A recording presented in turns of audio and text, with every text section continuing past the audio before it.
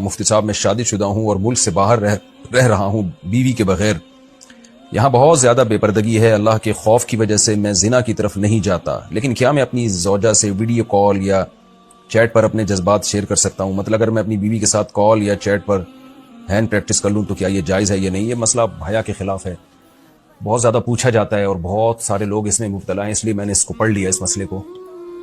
دیکھیے قرآن میں صاف طور پر اللہ تعالیٰ کا حکم ہے الا علی ازواجہم او ما ملکت ایمانہم فانہم غیر ملومین, کہ مرد اپنی خواہش صرف اپنی زوجہ کے ذریعے پوری کر سکتا ہے. اور زوجہ کے ذریعے کا مطلب یہ ہے کہ زوجہ کی باڈی کے ساتھ, یعنی اگر زوجہ کا وائف کا تصور ہے اور اپنا ہاتھ استعمال ہو رہا ہے تو یہ تو اپنے ہاتھ سے اپنی خواہش پوری کرنا ہوا, یہ حرام ہے, ناجائز ہے.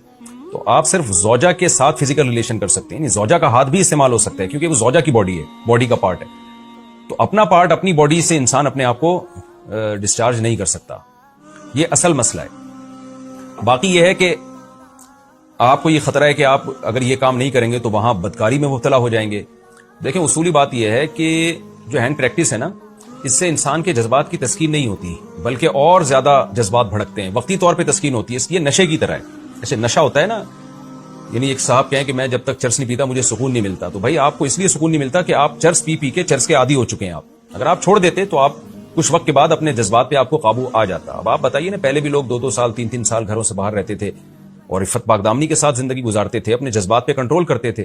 اور ویسے بھی جو باہر ملک میں دنیا جاتی ہے, لوگ جاتے ہیں, وہ بتاتے ہیں کہ ہمیں اگر ہم 2-3 مہینے اپنے آپ پہ کنٹرول کر لیں تو پھر ہم یوز ٹو ہو جاتے ہیں اس ماحول کے, پھر ہمیں برائی کا خطرہ نہیں رہتا. یہ ان لوگوں کے تجربے میں شیئر کر رہا ہوں جو فارن کنٹریز میں گئے اور جاتے ہی ان پہ ایک عجیب شہوت کا ایک جنون سوار ہوا, لیکن کہتے ہیں ہم نے اپنے آپ کو کنٹرول کیا. 2-3 مہینے ہمیں ٹینشن ہوئی, پھر ہم اس ماحول کے عادی ہو گئے, پھر ہمیں وہ جو برہنہ لباس میں گھومتی لڑکیاں اور یہ سب چیزیں دیکھ کر ہمیں پھر ایسا نہیں ہوتا تھا کہ ہم زنا کی طرف جائیں.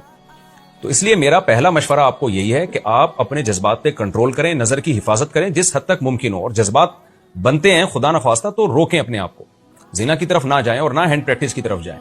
لیکن بہرحال وائف کے ساتھ کال کے ذریعے اگر آپ اپنے آپ کو ڈسچارج کرتے ہیں تو بہرحال یہ زنا سے کم درجے کا گناہ ہے. تو زنا کی طرف تو کبھی کسی قیمت پہ آپ کو جانے کی اجازت نہیں. بدکاری تو بدکاری, اس پہ تو اسلام میں سخت سزا ہے. اسلام یہ کہتا ہے کہ جو شادی شدہ مرد زنا کرتا ہے اس کو پتھروں سے مار کے ہلاک کیا جائے گا. اتنا بڑا جرم, اس سے بڑی سزا اسلام میں کوئی ہے نہیں.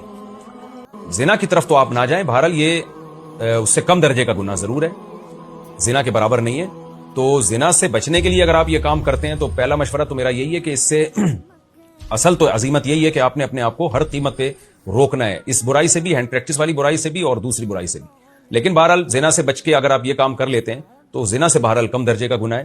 اب آپ کی کیفیت کیا ہے, آپ پر کیا گزر رہی ہے, وہ آپ بہتر جانتے ہیں. میں آپ کو یہ کہوں کہ آپ ہر قیمت پہ ہینڈ پریکٹس چھوڑ دیں اور پتہ چلا کہ آپ جا کے پھر بدکاری میں مبتلا ہو گئے, پھر آپ مجھے صلواتیں سنائیں گے بھائی مفتی صاحب نے مجھے چھوٹے گناہ سے بچانے کے چکر میں بڑے گناہ میں ڈال دیا. تو ہر آدمی اپنے حالات بہتر جانتا ہے. میں صرف مفتی ہونے کی حیثیت سے یہ بتا سکتا ہوں کہ گناہ دونوں ہیں.